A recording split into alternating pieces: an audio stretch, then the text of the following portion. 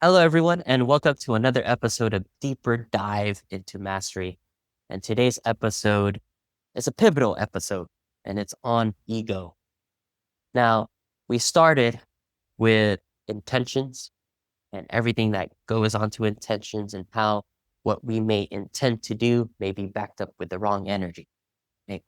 And with that energy, we understood that that energy comes from our thoughts and our feelings, which create our vibration, the fuel of our intentions to manifest. However, there's that part within us that we do not know, that is the unconscious or subconscious, that we may be radiating negativity. And these negative thoughts and feelings that are stored within us is actually what's radiating, creating our current condition. And this concept of the ego comes in because it's the ego that allows us to start to identify with our reality.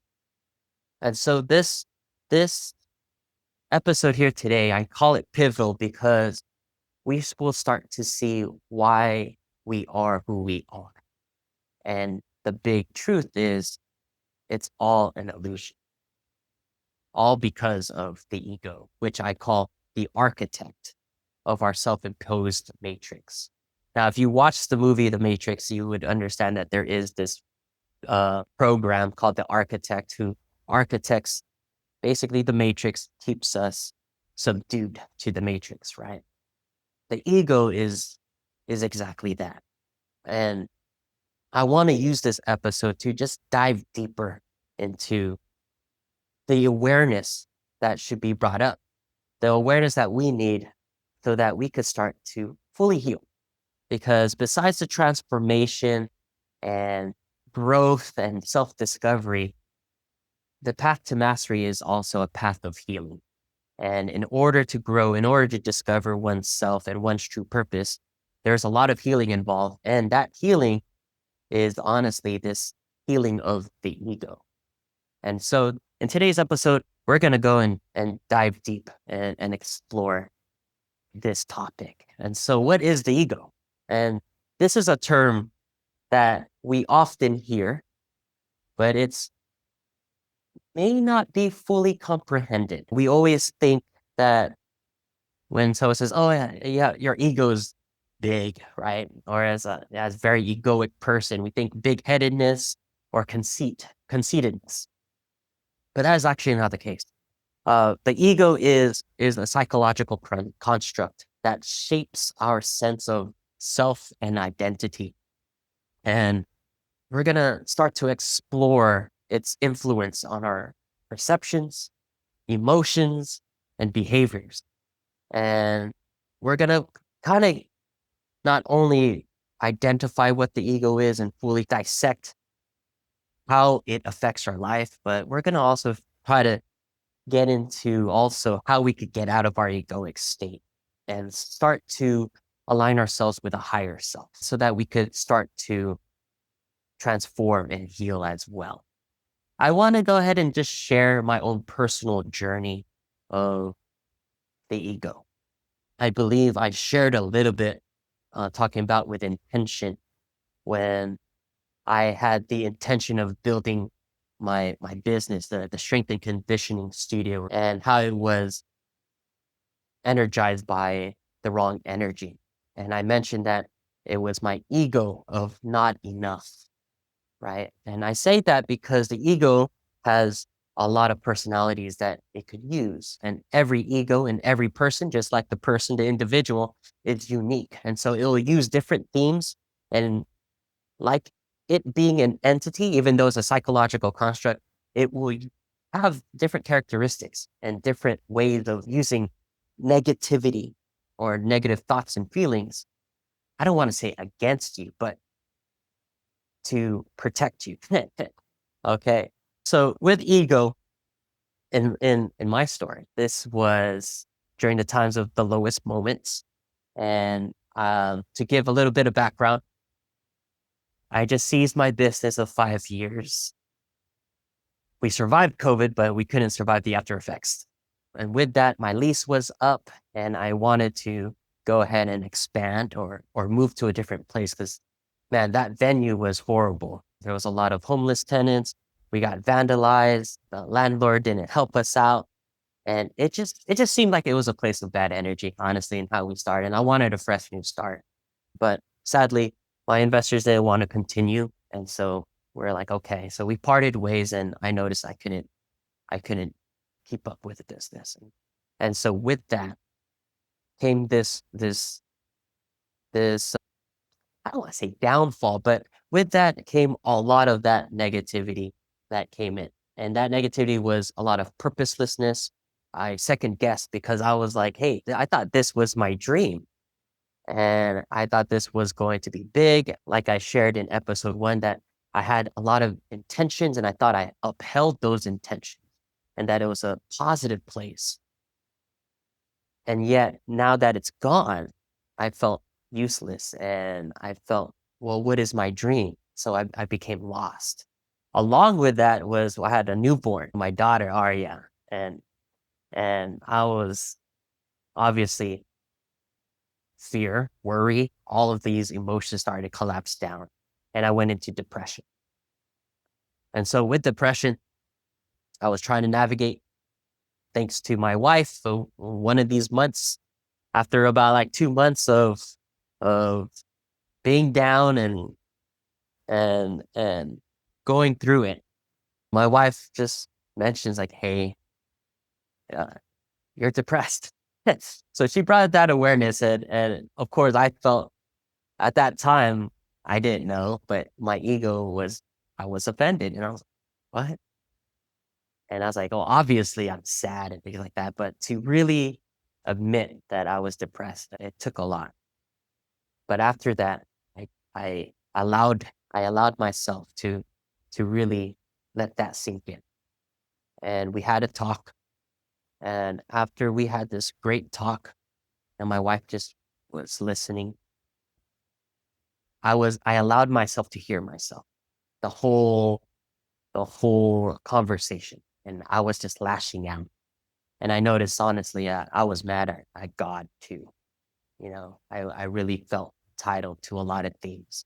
And the fact that I didn't get my expectations, especially with my business. Yeah, and it was ugly. And during that time, with with synchronicity now, I was talking to my sister, and in her room was this orange book. And I said, "Hey, can I read that book?" For some reason, it was calling me. So yeah, and I saw that it was Eckhart Tolle. And I know I at the time only knew Eckhart Tolle through quotes. And I was like, "Ooh, I really like his quotes." But it was his book, A New Earth. And I opened that book, and a lot of what I was going to share with you, and pretty soon with the ego, came from his book.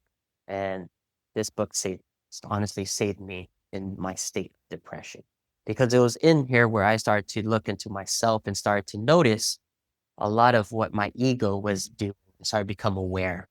And in this case, the type of ego that was working against me or trying to protect me from was not enough.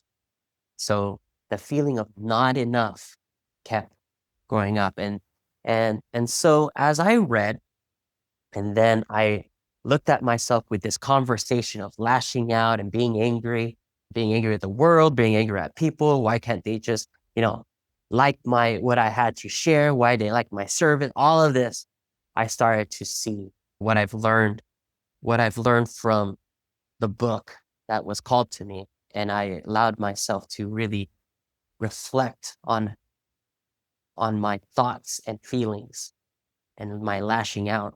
I started to see the ego. And so fast forward, maybe it was the next day, I go on and I started to pick myself up and I started exercising again. Now, you're talking to an ex strength and conditioning coach. And of course, the physical activity was a big part of my identity. And I wanted to start there. And so I went back to the basics and I started running. So in one of my runs, and I was pushing Arya at the time, in one of my runs, it was very meditative. I decided to discontinue my whoop I said, no more watches. Let me just go back and go at it just all natural and really connect. I went back to calisthenics and things like that. So I ran calisthenics. And in that run, in this 3 mile run, I started to dive deep inside and really inquire. And during my inquire, I had, of course, the inner conversation with my inner self, the inner wisdom. Along with this time too, I was also applying because I was looking on what to do.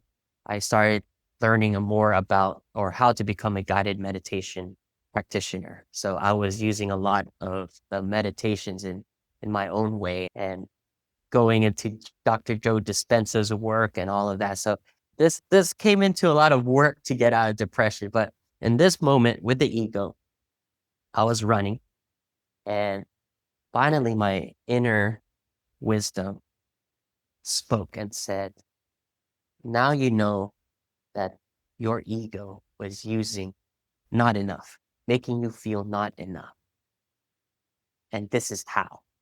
And so I had all these flashbacks of this program of from when I was a kid to growing up to even in my business, how not enough of making me feel not only unworthy or worthless, but I wasn't good enough really pertained. So, for example, I got taken back to when I was a kid and I would always play basketball. And during this time, there would be those games and tournaments and things like that.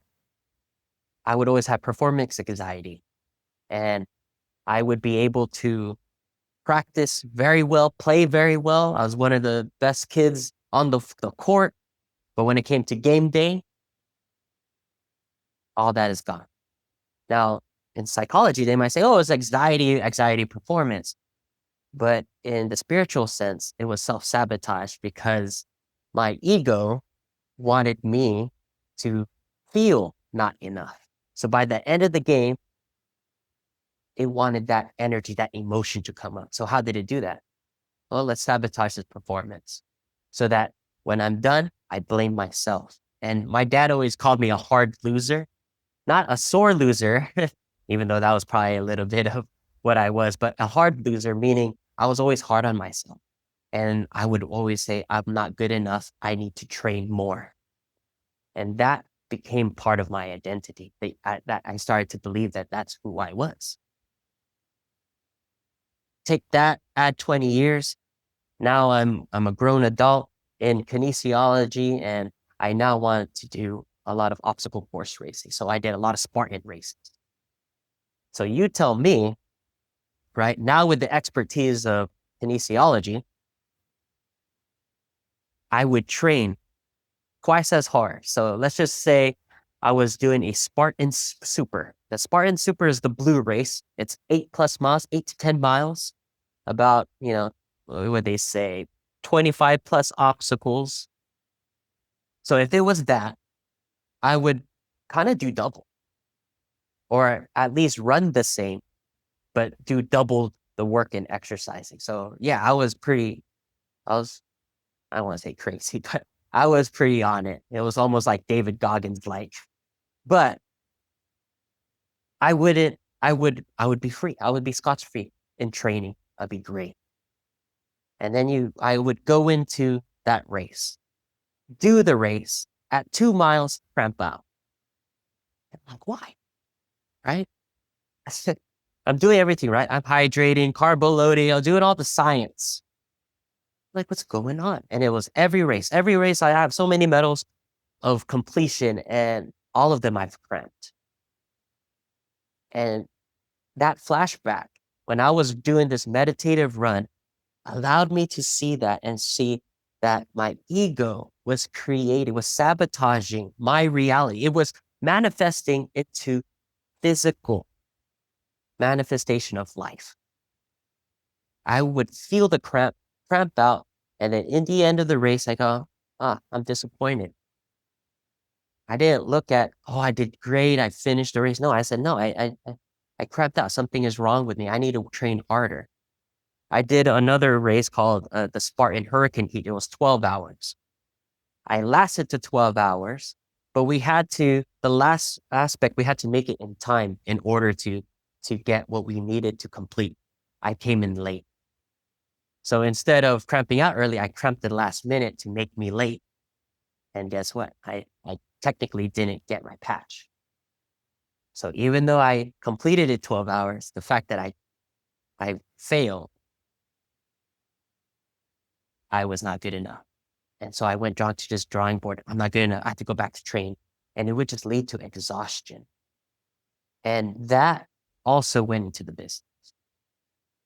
business of I wasn't enough. So even the programming, when I would program for everyone, it had a little bit of energy that we're not enough.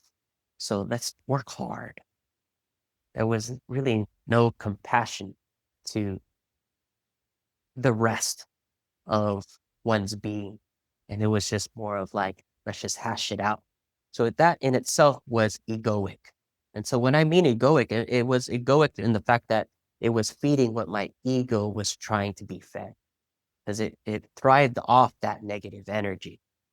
So that is the story of this big revelation during my run of how extensive the ego is and why it needs to be put out there and aware. I was going to say it needs to be dealt with, it needs to be healed, but I just feel that we need to become more aware so that we could create that conscious choice to not be in an egoic state because a lot of us are in this egoic state. And that's why when I'm helping others or I'm going through life, I'm like, oh, they're in ego mode. They need to heal the ego. And a lot of my close knit people are like, the ego, why are you using the ego in this way? And this is what I want. I want to bring up the ego in this light so that when I use it in this matter of we need to heal the ego, it's an egoic problem, we start to understand what that means. Okay. So now let's dive deep. Now, with that story, and you start to understand how the ego plays a part, especially in one's life, we have to start to unmask it. And so let's go ahead and see the ego unmask. All right. And so to really grasp the ego's nature, we have to first understand it in the role in our lives, just like how I understood, wow, this not enough. It was playing a role ever since I was a kid of 6 years old, 7 years old, to my teens and my relationships, along with even after in hobbies. And so the ego is like a veil. It's a veil of illusion, obscuring one's true self and the deeper dimensions of consciousness. And it's part of us that identifies with our thoughts, our beliefs, our emotions, and roles, creating this distinct I. And so what the ego does is it makes everything, it makes everything become ours. If that makes sense. And it allows us to identify. We put an I into things, into form, but it really isn't. Okay. And that's how it starts. So the moment you start to say, for instance, like my phone, in reality, in its form, it's an electronic device, it's square, it it helps us, it's a tool, right? And once someone takes it, we forget to think that it's just a material thing. We start to put in an attachment to it, saying that is a part of it. It's mine. It's mine. So if someone steals it from you, like, hey, you stole from me, you stole something, and then we start to go through the emotions and get really hurt off something in which it's just a phone. It's just a material thing. You could always buy another one. But instead of putting this distinct I or me on a phone, the ego puts that distinct I or me into a certain thought, a certain belief, into your emotions that it associates with, to your roles. And so you start to put I's or me's onto a lot of things. And that's where it starts to get skewed or hard to get out of, because when we start to become more aware, we want to heal. And now we have to say, hey, this is what you would have to change. You're like, wait, I have to change my being. You have to, you're changing my identity. You're changing who I am. And that's really not the case, because it's the ego, which is the false self.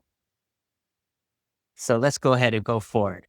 Now, with that thought, the power of identification. Okay. So the ego, that's the ego's true power. It uses the power of identification. It makes you identify with things that really you don't really need to identify. One of the most intriguing aspects is its tendency to attach itself to specific thoughts and emotions, leading to identification. And so, for example, if we constantly believe we are not good enough, like in my case, the ego will reinforce this belief, shaping the self concept. And this attachment creates a sense of ownership, and we begin to perceive these thoughts or emotions as defining who we are. And this is why the last episode on thoughts and feelings is so important, because we've learned that our negative thoughts and feelings, right, what goes into this negative loop to create a vibration that allows us to attract these events. And we believe that, oh, because that's my reality, it's truth. What the ego does is now you're identifying with those thoughts, with those emotions. And with that false truth, you're identifying, well, that is my truth.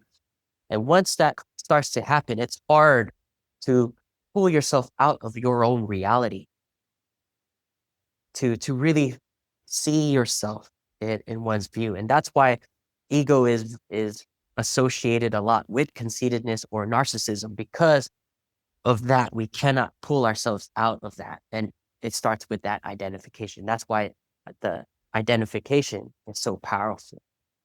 All right. But what does this lead to? So if my case, I was always identified, and I didn't even consciously know it as we were running this. I am not good enough. It created suffering, because with the self-sabotage, with my cramps, my body would cramp. The ego within, the energy within me would go into my muscles and somehow, and I lived this life of self-sabotage. I've experienced that reality of pain, of not finishing on time, of going through all those miles, hurt. I started to identify with that. So I go, man, I'm not enough. I need to train.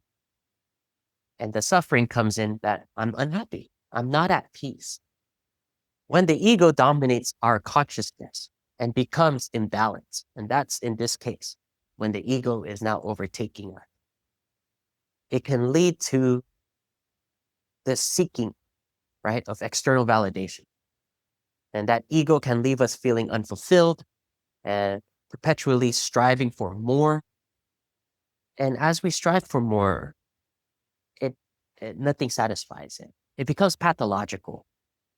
And so that suffering is never ending. If I was to continue, if I never healed and I continued to go ahead and do more races, $5, I will cramp up again and go through the whole cycle, believe I'm not good enough, train harder, only yet to not be happy with the results.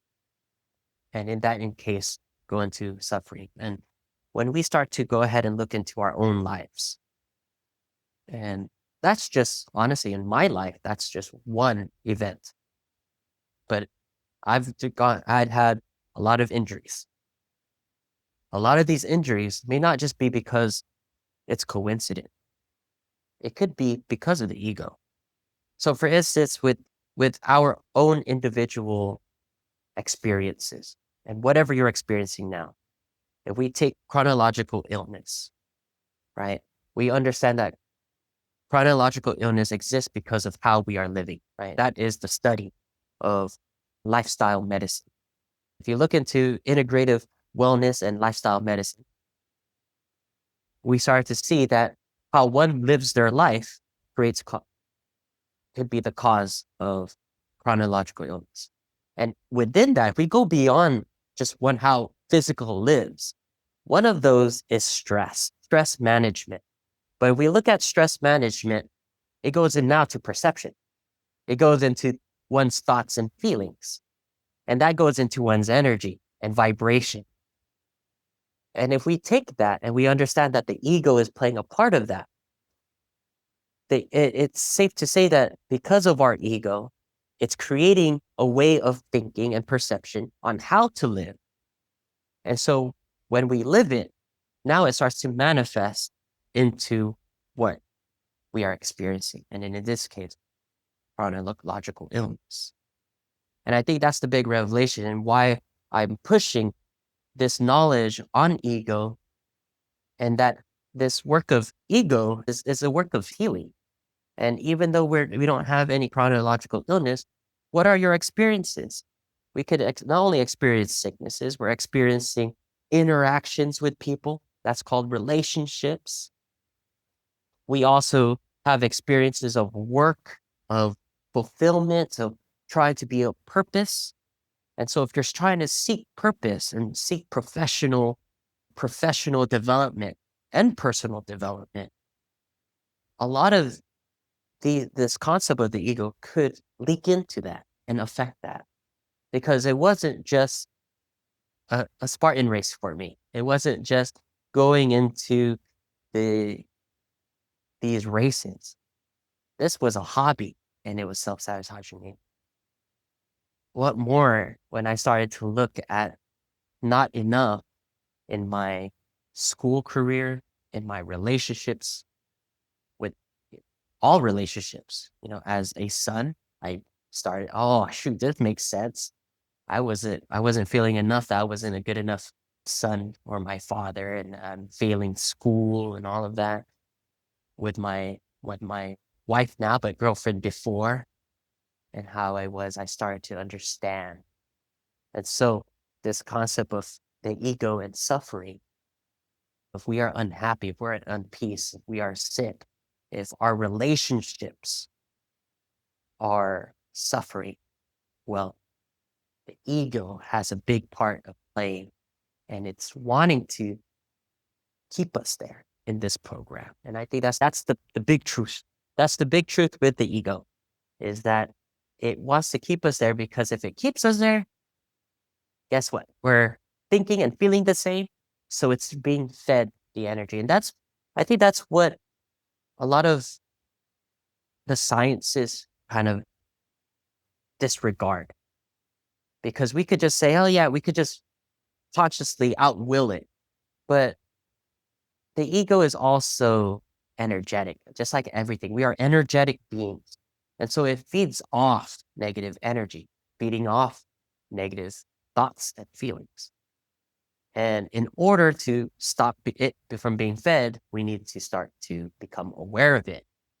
But there's a lot of it still backing up, because you have how many years of feeding the ego. I want to go ahead and go into the concept of this bigger picture of how the ego works, and why we should aim to work on ourselves, or why we should aim to heal ourselves in this journey.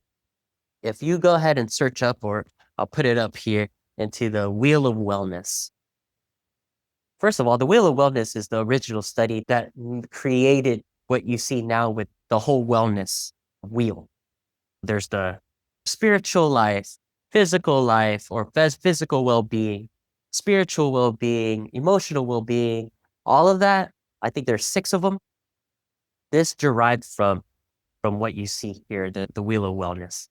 And outside is, of course, the external factors. And we got your external factors of education, business, industries. And what I mean by that, it's also the big industries. So think of it as Apple. How does Apple affect the global populace and yourself with the Apple phone, right? So you got business and industry. Also, if you're working in your business and industry, so work, media, what you watch, what you listen to, the government, whatever country you're coming from, the government, and also maybe the global government. We'll get into all those other stuff, but your community, your family, your religion, all of these things, right? Let's just say that they all are information. So whatever happens there sends information down inside to your center. All right. So there's work, leisure, friendship, love as well. All that goes into the center. That's how you would read this. And in the center is you, the true you. That's why they put spirituality. But what I want to notice is that when all of this information goes in, yes, it's supposed to go into your spirit, your true self, so that you can now make the decision. And when you make that decision, going outward, that's why it's in the inner circle, like right outside, the rays, I call it the rays of light, the sun, which is your self-direction. This is your choices, your actions in your sense of worth. It says here, your sense of control, what you can and cannot control, your cultural identity. There's identity again, how you manage stress, self-care, exercise, all of that. Your realistic beliefs, your belief systems, that is all self-directed. So once more, the outside sends electrical signals through information, through what you see and how you experience these things, goes into your spirit. Your spirit goes in, okay, now you could go into these choices and you start to behave, live. That's what self-direction is.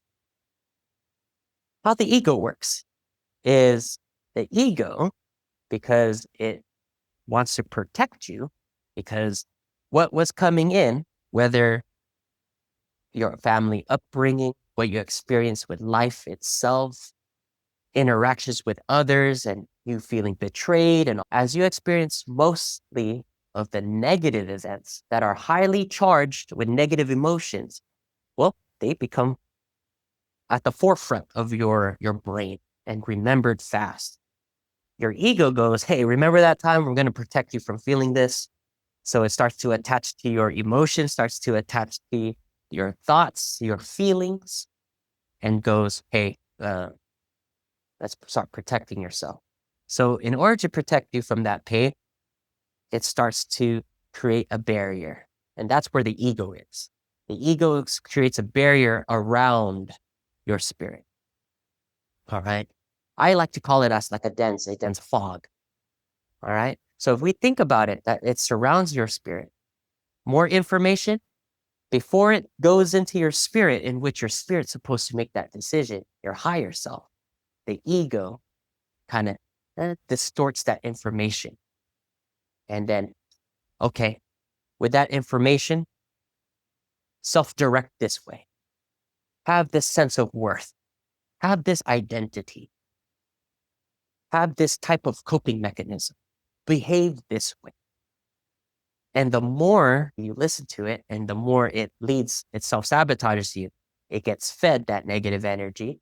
Well, that fog not only starts to expand, but starts to become dense. So that whatever you experience now from life, from media, from this, it won't even reach into your spirituality, into your true self. It won't reach into the center. It'll hit the ego and the ego will automatically go.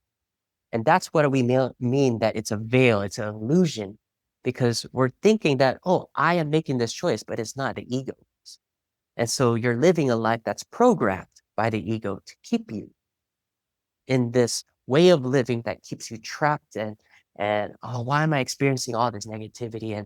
And we start to identify, oh, well, this is me. This is who I am. Because this happened, I have these emotions, and these emotions are me. I am this type of person based on my past experiences.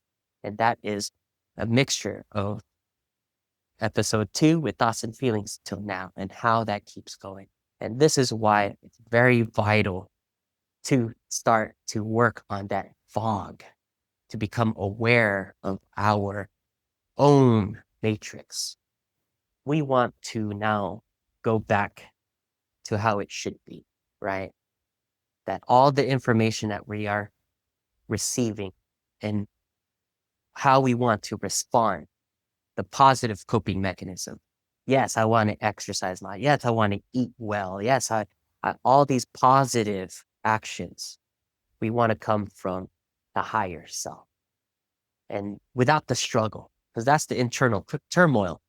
Like, how come it's so hard? And this is why since we're in a deeper dive, this is why I got led to this was because I was, when I was coaching as a health and wellness coach, I'd be like, dude, we have this for the prescription. I help people identify with what they need to do to behave, to change their behavior. And so they know what they need to do, but the problem was, why are they not doing it? And there's this internal turmoil, this inner conflict that they just can't change. And I'm like, where's it going on? Right? What's going on? And I started thinking of myself, how come I wouldn't? If there's a certain topic and I can't change, where's this coming from? And then that's where this concept of ego. And I was led to this. And I go, oh, this makes sense. Because the ego wants us to pull in there. So when we start to work on that ego, everything does come easier. Like if I wanted to work on my eating habits and I notice my eating habits it's so tough to change. I can't give up sugar, right? We could say, oh, because we're so used to sugar, it's the brain chemistry and all that. Yes, that's part of it. But it's also egoic because you have identified that that is part of you. So if you start to notice that, hey, I am not my ego, and you have that power of choice and you really exercise it because of the awareness and you know that you're living in the illusion. Once that breaks, changing your eating habits come almost second nature.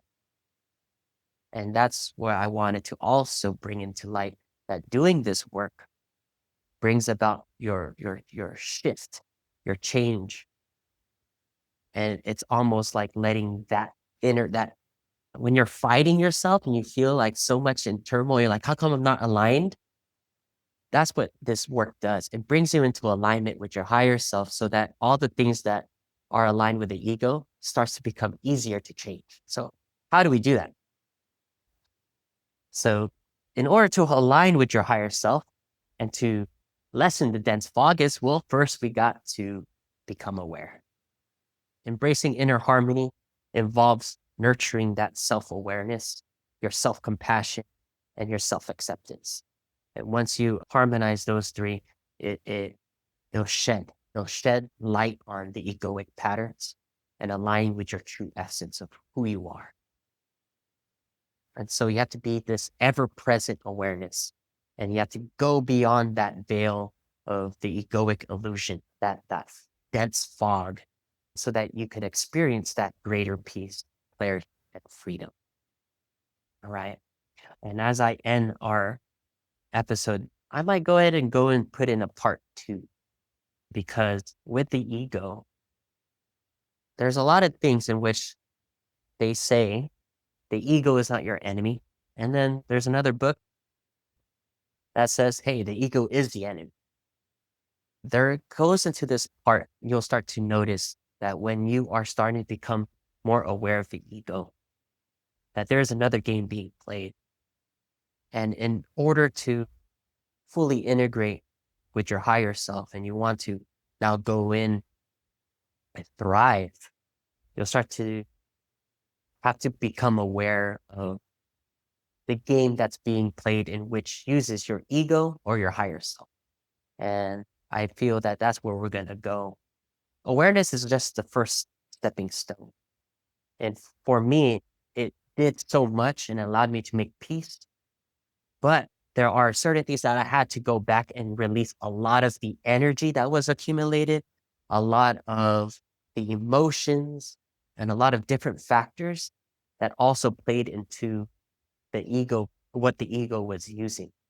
And so, although by awareness, by today, if you start to become aware of the ego, you stop feeding it right now. However, you got to now deplete its tank. And in order to do that, that's where also where I come in and healing that and going through a lot of guided meditations with my clients and things like that. So I want to also share this is why the path to mastery exists. This is what I help coach. This is what I help heal. This is what I help guide people to do. We want to stop increasing that dense fog from expanding. These methods stop it. However, we need to also deplete it and make it thin. And that goes into a different style of work. And this is where the mixture of guided meditations, energy work, energy healing also comes in. And I just want to go ahead and share that if anyone's interested, go ahead and click our link below or go to our channel and you'll see my website. And that is what I do. And this is where I want others to also learn because you could do something about it. I've been there in the fact that we feel that we can never change. Like, how come I cannot change? How come my vibration is still this? Or where do I start? This is why I created this space to bring up awareness to help you learn. But after the learning is done, what else can you do? So I do a lot of practical. There's a lot of ways of living in order to shift and basically practice mindful living. I want to just say thank you. Thank you for joining me in this episode of the deeper dive into mastery. And I hope it was an enlightening journey of exploring the ego and, of course, exploring the higher self. And may this understanding empower you to embark on your own journey and your own path of self-discovery and into your spiritual growth. So stay tuned for more transformative episodes and our next upcoming projects. Remember that the journey within is where true transformation begins. Have a good one.